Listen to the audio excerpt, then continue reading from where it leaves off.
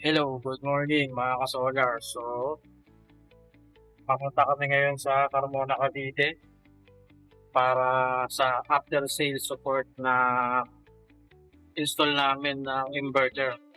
Yung inverter kasi ay hindi ganong matouch yung screen. So, pull out namin, dadali namin sa supplier. So, maulan ngayon. Sobrang lakas ng ulan. So, anong oras na ba? Time check, 10 a.m.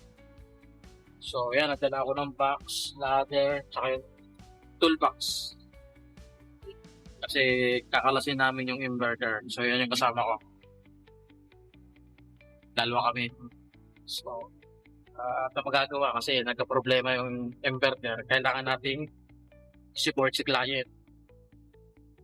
After sale support. Okay. So, mamaya mag-update ako. Nasa biyahe pa lang kami. Okay. Thank you.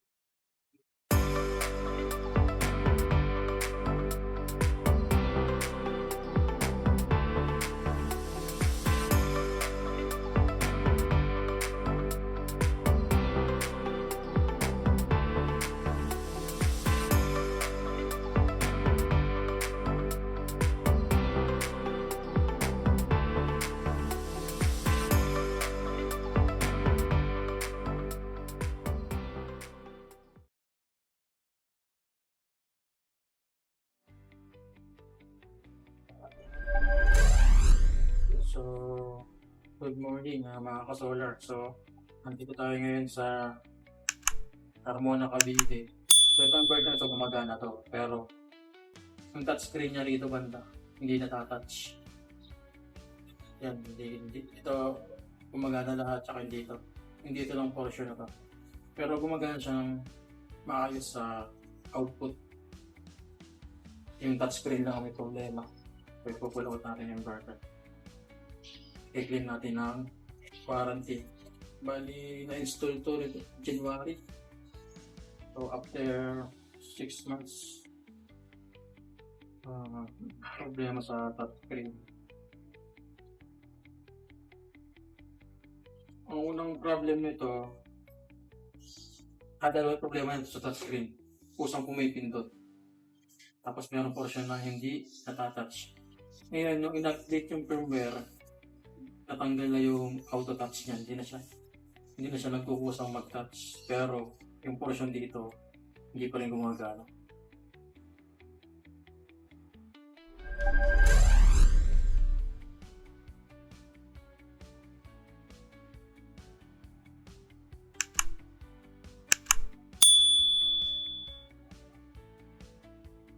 Tingnan natin kung compatible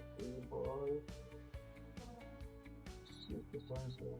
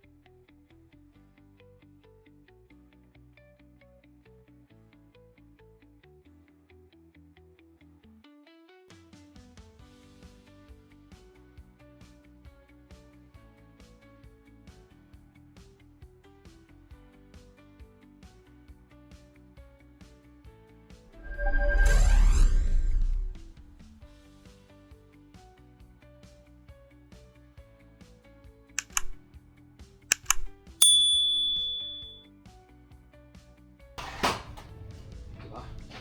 Kabilaan tayo.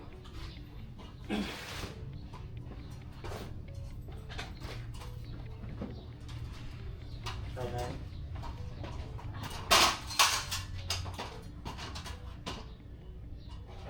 Ano ba siya? Okay, tayo. Kabilaan tayo. Sure tayo. Tapos para tayo konti. Sabay. Pataasan ka lang. Tapos hatak ko lang. 1, 2.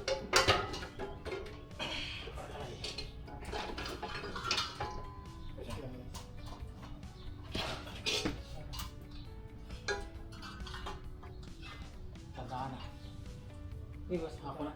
Makatulong ka doon sa agad. Huwag masaka to.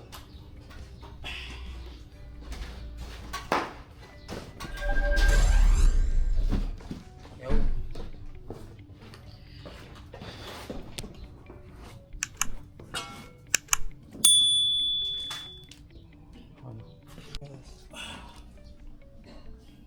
Saan yun lang, Los?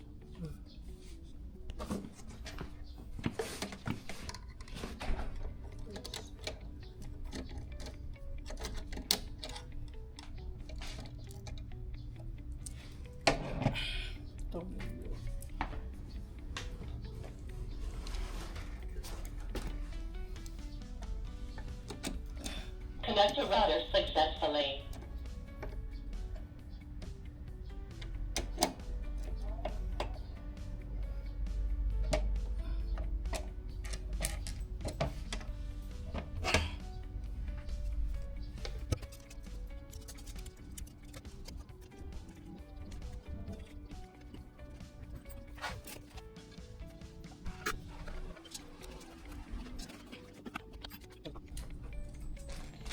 I-box natin.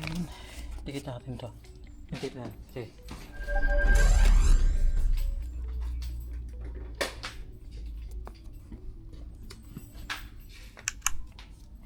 Ayan.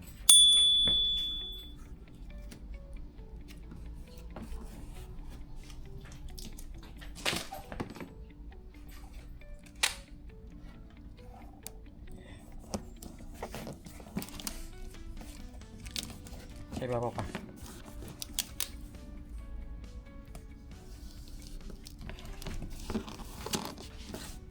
Papadala yan sa supplier.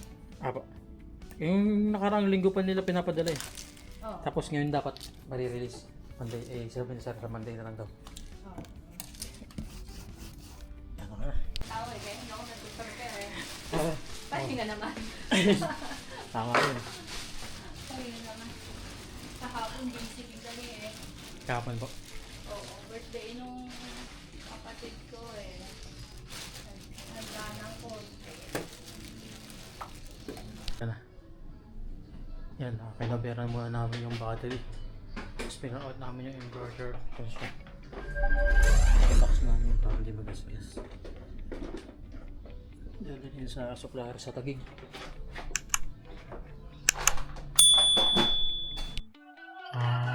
Okay, good morning mga ka-solar. So, ayun nga po yung nangyari sa install natin noong January. After 6 months, nagto-problema yung touchscreen. Gumagana naman yung kanyang solar, pero yung touchscreen niya nagka-problema. So, ito yung in-upgrade namin ng battery. Nalaman lang namin na nagka-problema na yung touchscreen. Yung nag-upgrade kami ng battery, nabanggit ni client. So, ayun, siyempre, hindi naman natin hahayaan ganun. Tinanong ko si client kung gusto niyang ipawaranty na natin. Kasi wala pa naman 5 years yung inverter. So, edi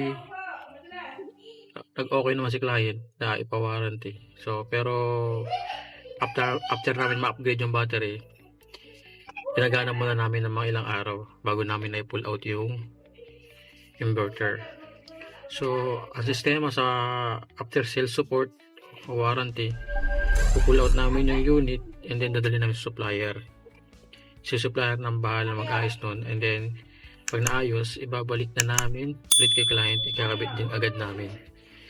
So, medyo malayo tong client na to kasi manggagaling pa kami ng Teresa Rizal, tapos babae kami sa Carmona, Cavite. Sa warranty, tinanong ko si supplier kung magagawa agad nila para maikabit agad namin kay client. Ang sagot nila sa akin, depende daw kasi dadalhin daw nila sa DEI PH. So, ganun ba? Sabi ko, hindi ba pwedeng kami na lang dumiretso doon para mas mabilis kung doon nyo rin lang naman dadalhin. Sabi niya na kausap ko sa supplier, hindi daw po pwede. So, hindi nila alam, kilala ko yung DEPH. Minessage ko ngayon, na-PM ko, tapos pinicturean ko yung unit. Baka sa inyo to ma'am dalhin. Sa kakilala kasi ako doon. Ang sagot, tinanong ko anong problema. Yung touchscreen lang ma'am, merong vertical portion na hindi matouch. pero gumagana siya. Dalawang problema nito. Una, nag-auto touch, tsaka yung may portion na hindi matouch. Nung in-upgrade nila yung firmware, nag-okay na. Hindi na siya nag-auto touch, pero yung vertical touch na sa banda right side, hindi pa rin matouch. So, medyo siguro parang naano yung taga DAPS, parang touchscreen lang, hindi pa kagad nila gawan action. Di ba nila alam na maulan, ganyan-ganyan. So, oo nga naman, may point. Kasi touchscreen lang naman. Sabi ng DAPS, dapat pala dumiretso na raw ako sa kanila. Hindi ko alam na pwede yon. So, kung gano'n lang din pala ginagawa, next time na mag-claim ako ng warranty, doon na ako diretso kay DAPS kasi mas mabilis ang action doon. So, ibig sabihin, sa sistema ng warranty ni DAI, meron na tayong service center dito sa Pilipinas. So, mas mapapabilis yung after sales support ng mga installer nyo. So, kapag may problem, ma-actionan agad. And then, may ibabalik agad yung unit. Gagana agad. So, next time, ganun ang gagawin ko.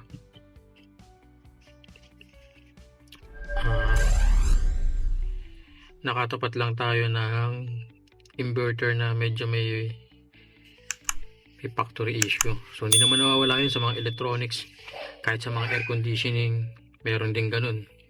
Kasi yung kapatid ko ay aircon contractor. Kahit bagong-bagong unit, minsan may tulo yung condenser, sabi nilang ganun.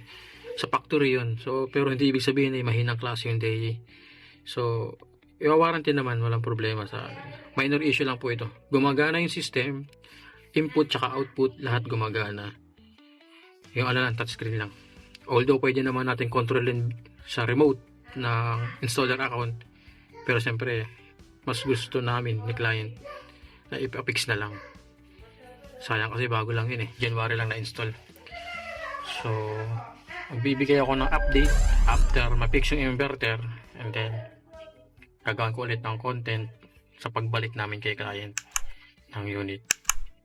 So, yun lang po. Thank you mga solar.